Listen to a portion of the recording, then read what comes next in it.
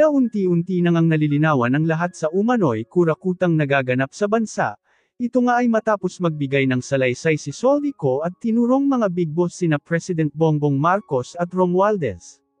Samantala napag-alaman naman ngayong araw ay lumipad na di umano papuntang ibang bansa si President Bongbong Marcos at hindi pa umano alam kung bakit ito biglaang ng ibang bansa.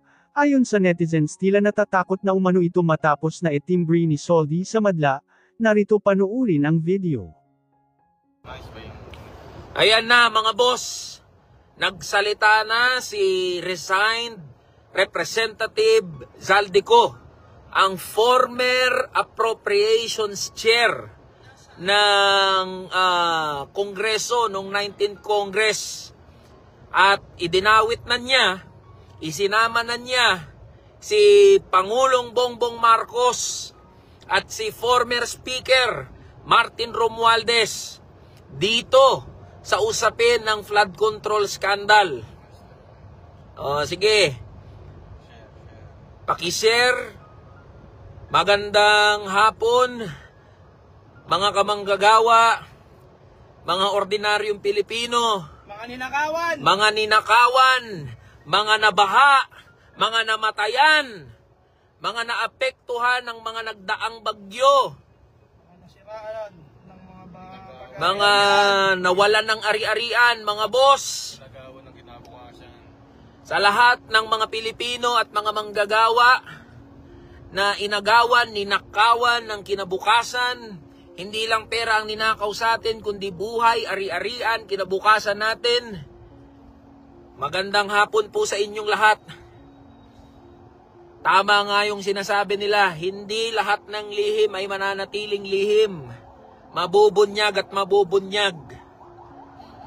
Mga boss, nagsalita na si resigned Representative Zaldico at napakahalaga ng kanyang binanggit dahil siya ang former Appropriations Chair noong 19th Congress na nagbalangkas o gumawa noong 2025 budget kung saan nandyan yung samut-sari na mga insertion, anomalous and ghost na mga flood control projects at infrastructure projects.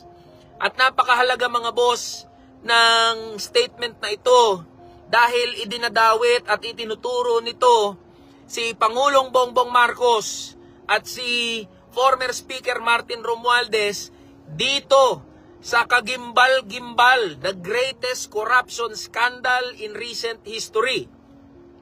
Ngayon mga boss, matagal na nating sinasabi, imposibleng walang alam si Speaker Martin Romualdez, si Pangulong Bongbong Marcos dito sa usapin ng budget dahil una, si Speaker Martin Romualdez, siya ang speaker during that time.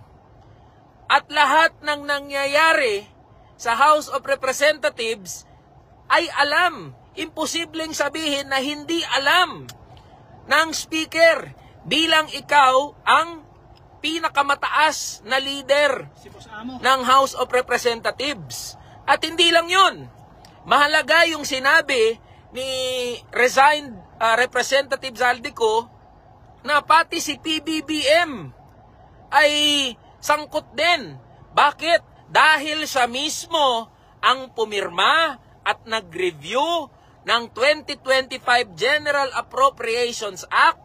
At ibig sabihin, pinatutunayan lang nito na alam niya rin itong mga usapin ng anomalous and ghost flood control projects and other infrastructure projects. Sinabi nga, maski si DBM Secretary Amenah Pangandaman. Tama. Bakit hindi ba nababanggit yung pangalan ni DBM Secretary Amenah Pangandaman? Siya rin ay dapat na maimbestigahan dahil siya ang ulo ng Department of Budget and Management na siyang nakakaalam sa pasikot-sikot ng budget ng ating bansa. Ngayong nabanggit na ni resigned Representative Zaldico itong mga pangalan ni former Speaker Martin Romualdez at ni Pangulong Bongbong Marcos, tayo ay nananawagan na imbestigahan at panagutin si Pangulong Bongbong Marcos at mismong si former Speaker Martin Romualdez. Nananawagan tayo ng impartial at tunay na independent na pag-iimbestiga. Di ba, ang gumawa ng Independent Commission for Infrastructure ay si Pangulong Bongbong Marcos din. So dapat isama na sa dapat imbestigahan si Pangulong Bongbong Marcos. Siya mismo ay dapat masubject sa pag-iimbestiga. At dapat ang investigating body na mag-iimbestiga dito kay Pangulong Bongbong Marcos at kay former Speaker Martin Romualdez ay isang komisyon o body na walang direktang connect sa Pangulo at sa former Speaker na si Martin Romualdez. Ito dapat ay pangunahan ng mamamayang Pilipino at ng mga independent bodies, mga civil society organizations, mga ordinaryong Pilipino at mga manggagawa. Hindi natin pwedeng ipagkatiwala ang investigasyon at pagpapanagot sa mga bodies or investigating bodies na ginawa mismo ng Pangulo. Kaya napakahalaga nitong statement ni resigned Representative Zaldico. Dahil ito yung direct link.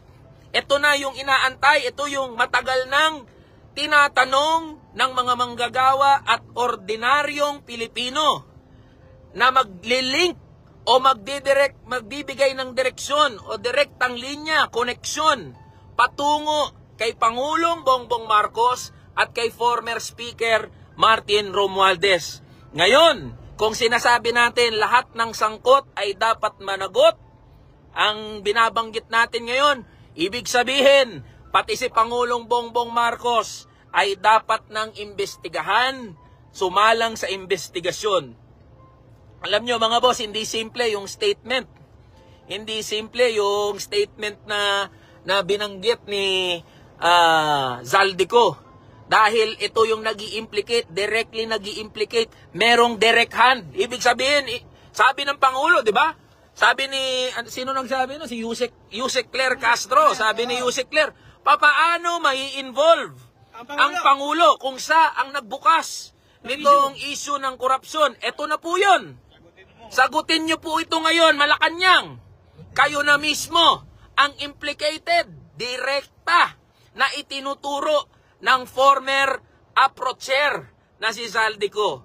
Ayan ngayon ang ayan na ang dapat natin na abangan. Ano ngayon ang justification dito ng Malacanang at ng Palasyo? Porket nagsalita si Zaldico, ibig sabihin ba niyan, absuelto na siya? Hindi po mga boss.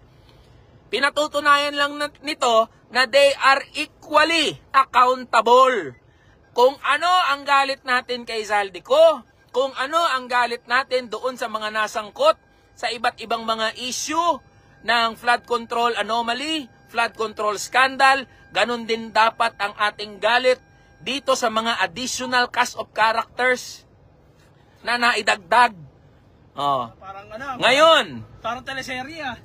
Ngayon, mga boss, sinasabi ni Pangulong Bongbong Marcos, they know who these people are. May listahan. Now, Mr. President, can we see the list? Pwede ang patingin kami ng listahan? Pasilip kami ng listahan? Ngayon, binabanggit ni Mr. President, before the year ends, bago magpasko, may mga makukulong. Sino itong mga makukulong na to? If you yourself, Mr. President, is directly implicated in the flood control anomaly. Ito na yung binabanggit natin mga boss. No? Na imposibleng walang kinalaman ang executive, imposibleng walang kinalaman ang Pangulo, ang executive branch, at ang former Speaker of the House patungkol dito. Napakaganda ng pagsisiwalat na nangyari ngayon dahil nabibigyan na tayo ng whole picture na ang korupsyon, mga boss, ay hindi kayang gawin lang ng isang tao, o ng isang grupo ng mga tao, kundi ito ay nag-i-involve ng iba't ibang layer ng gobyerno, ng pamahalaan, ng iba't ibang mga sindikato mula sa nakunsabahan. Yung sistema mismo ay nakadesenyo para kurakutin ang kaban ng mamamayang Pilipino, ng mga ordinaryong Pilipino. So yan, nawawala daw ata ako. Yan, na ano tayo, na ginajam yung ano natin, ginajam yung ating ano, yung ating connection. So ang binabanggit natin dito, hindi lang si Bryce Hernandez ang may kaya niyan. Hindi lang si Diskaya, kakayanin ni Diskaya, kakayanin ni Bryce Hernandez, ni Alcantara, kakayanin ng mag-asawang Diskaya, yung ano, yung pagkopo sa mga kontrata, yung dyan sa flood control, anomaly and scandal, hindi. Merong pagtutulungan, merong pagkukuntsabahan na nangyayari mga boss. Kaya dapat panagutin natin. Kapag sinabi natin, lahat ng sangkot ay dapat managot, pumapatungkol to mula sa pinakamataas hanggang sa pinakasimple at pinakamababa na posisyon sa ating gobyerno. Kaya yan, may nagsasabi. May nagsasabi mga boss, DDS daw si Eli. Alam nyo mga boss, lahat ng sangkot dapat managot. Keso si Marcos, keso kung sino man yan, na mga opisyal ng gobyerno, lagpasan nyo na ho yung kulay-kulay. Lagpasan nyo na ho yung mga pagsamba nyo sa mga politiko. Ninanakawan kayo pa rin. Ninanakawan na, gumising ho tayo. Hindi to usapin ng pagiging pro-Marcos o pro-Duterte. Hindi to usapin ng kulay sa politika. Ninanakawan na tayo, harap-harapan. Kaya wag tayong kulay-kulay. Parang hindi naman kayo nanonood palagi at nakaantabay sa mga sinasabi at inilalabas natin sa social media at sa media. Wala tong kulay-kulay, mga boss. Baka ngayon lang ulit siya nakanood. Kaya wala to, lumagpas na kayo dyan sa kulay-kulay ninyo. Tayo ay nananawagan ng accountability. Isang accountability na mamamayan mismo ang nananawagan ng pananagutan. Dapat may managot dito. So ayan mga boss, sa lahat po ng mga manggagawa at ordinaryong Pilipino, sa mga binaha, sa mga nalubog na bahay, sa mga hindi nakapasok, sa mga nawalan ng kabuhayan, sa mga namatayan, sa mga nalubog sa putik, sa mga na-flash flood, sa mga na-landslide, mga boss, yung galit ninyo ay dalhin nyo sa social media at sa labas ng social media. Tayo po ay mag-ingay, mga lampag, kumilos. At kapag tayo ay nag-decide na kumilos, ibinabalik natin yung kapangyarihan, yung tunay na kapangyarihan sa kamay ng mamamayang Pilipino ng mga ordinaryo. Kaya nananawagan ako ng patuloy na pagkilos. Huwag po nating iasa sa mga politiko ang pagbabago ng ating bansa, ng sistema. Ang pagbabago po ay nasa ating mga kamay. So kumilos po tayo, makialam, makisangkot, makilahok dito sa usapin na ito. Dahil ang pinatutungkulan po natin dito ay daan-daang bilyong piso. So PBBM, former Speaker Martin Romualdez, hindi po kayo safe. Ang ating panawagan, kayo ay maimbestigahan, kayo ay mapanagot, at kung mapatunayan na kayo ang nanguna, arkitekto ng pandarambong sa bilyong-bilyong piso sa kaban ng mga manggagawa at ordinaryong Pilipino, kayo ay dapat na maikulong, at kayo rin, yung mga ari-arian ninyo ay dapat masequester, mabawi ng pamahalaan. So ayan mga boss, laban lang po tayo. Antayin po natin yung ilan pang updates. Laban lang mga boss. Yung magiging epekto nito sa presidente na siya mismo ang nagpapa-imbestiga dito sa katiwalian? Mahirap mag-comment ngayon. I have to look at the video, I have to decipher yung video, but definitely seryoso yung kanyang mga sinasabi. Pero hindi rin natin matiyak kung totoo yung kanyang sinasabi. Pero as to the validity, Senator, dapat dito niya gawin ba yung statement niya? O dapat Kaya para sa akin, basic, kung ikaw ay walang tinatago, dapat nandito ka physically. Harapin mo itong mga tanong, pumunta ka dito sa hearing, at harapin mo yung mga akusasyon sa'yo. Hindi yung nagtatago ka, tapos gagawa ka ng video, tapos ano-ano yung sinasabi mo. No? I think yung physical presence, yan ang pinaka-importante na magbe-vindicate sa'yo. Sir, dapat maintindihan kung yan talaga ay siya o AI yun. Oo, marami pa nga. May nagsasabi rin na artificial intelligence, Ako personally, hindi ko pa nakita yung video, no? Titignan ko nga ngayon pag akyat ko. So, marami pang katanungan eh. No? But definitely, kung ano man yung sinasabi niya, mabigat yung kanyang sinasabi. Kaya dapat talagang kilatisin mabuti yung kanyang sinasabi. At also yung legalidad ng kanyang sinasabi. Ang nag-deliver papunta sa bahay nila Pangulong Bongbong Marcos at Speaker Martin Romualdez mag-insert o magpasok ng 100 billion worth of projects sa BICAM. Sana po ay hindi nila ako mapatay bago ko mailabas ang lahat. Ginawa ko lang ang utos sa akin, pero ngayon, handa na akong harapin ang lahat. Ginagamit ng administrasyon ang buong resources ng bansa para tumahimik ako. That he will shoot me if I will talk. Gagamitin ako bilang panakipbutas sa kanilang kampanya laban sa korupsyon. Hindi na ako mananahimik, ilalabas ko ang lahat ng katotohanan. May resibo, may ebidensya, at may pangalan. Para sa bawat Pilipino, alam ko na buo ang galit ninyo sa akin ngayon. Nauunawaan ko rin kung bakit. Lalo na at malaki ang halagang nakataya. Pero bago kayo humusga, hayaan ninyong ipaliwanag ko ang buong katotohanan. Matagal akong hindi nagsalita dahil may direktang utos sa akin. Huwag nang bumalik ng Pilipinas at manahimik na lamang. Umalis ako noong July 19, 2025 para sa aking medical check-up. Nakaplanong bumalik pagkatapos ng SONA ni Pangulo. Pero habang papauwi na ako, tinawagan ako ni dating Speaker Martin Romualdez at sinabihan, "Stay out of the country. You will be well taken care of as instructed by the President." Noon naniniwala pa ako sa kanila, kaya't hindi ako bumalik.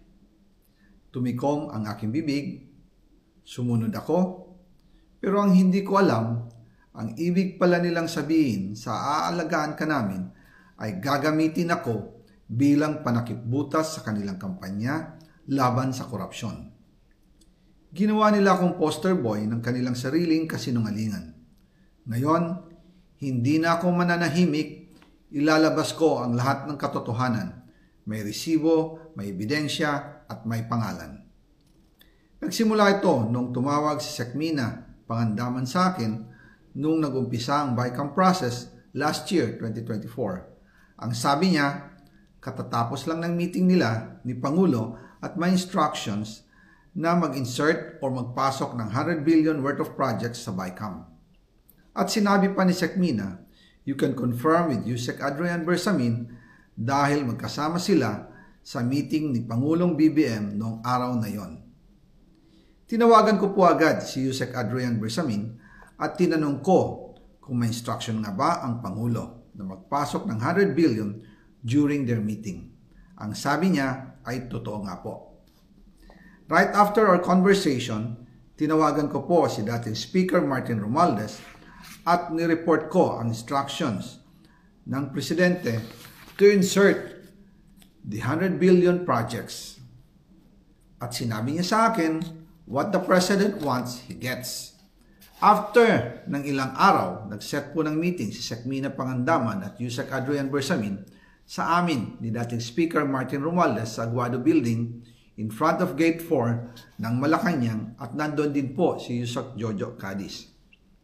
During the meeting, binigay po ni Yusek Adrian Bersamin ang listahan na worth 100 billion. Tinanong ko po si Yusek Adrian kung saan galing ang listahan.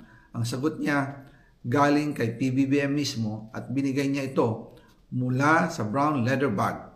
Nung sinabi po ni Yusek Adrian Bersamin yung brown leather bag, naalala ko noong nasa Singapore kami right after the elections of May 2022 sa Hilton Hotel, kami ni dating Speaker Martin and PBBM habang pauwi at pabalik ng Pilipinas, hinabol ng PSG ang brown leather bag at ang sabi ni PBBM, maiwan na lahat, wag lang ang brown leather bag. Kaya naniwala ako na utos talaga ito ng Pangulo. Pagkatapos ng ilang araw, I informed sina dating Speaker Martin Romualdez, Sekmina Pangandaman, Yusek Adrian Bersamin, and Yusek Jojo Cadiz na kung pwede 50 billion lang ang ipasok sa program funds dahil sobra ang DPWH funds versus sa DepEd. In practice, hindi pwede na mas malaki ang budget ng DPWH kaysa edukasyon. And yung balance na 50 billion, ilagay na lang sa unprogram funds for the 2025 budget. Dahil Office of the President din ang nagre-release ng lahat ng unprogram funds. Pagkatapos ng isang araw, tinawagan ako ni Sec Mina at sinabi ang mensahe ng Pangulo. Ipasok ninyo yan dahil pinangako na sa akin ni Speaker Martinian at hindi na pwedeng baguhin. Kumbaga, ang utos ng hari hindi pwedeng mabali. Again, I informed the Speaker and asked clearance about the instructions ng Pangulo. At ang sabi niya, wala tayong magagawa. Kaya po nagtataka ako kung bakit sinasabi ni Pangulo na hindi niya makilala ang budget, samantalang lahat na binawas at dinagdag sa mga ahensya ng gobyerno ay humihingi ng approval sa kanya si Sec Mina Pangandaman.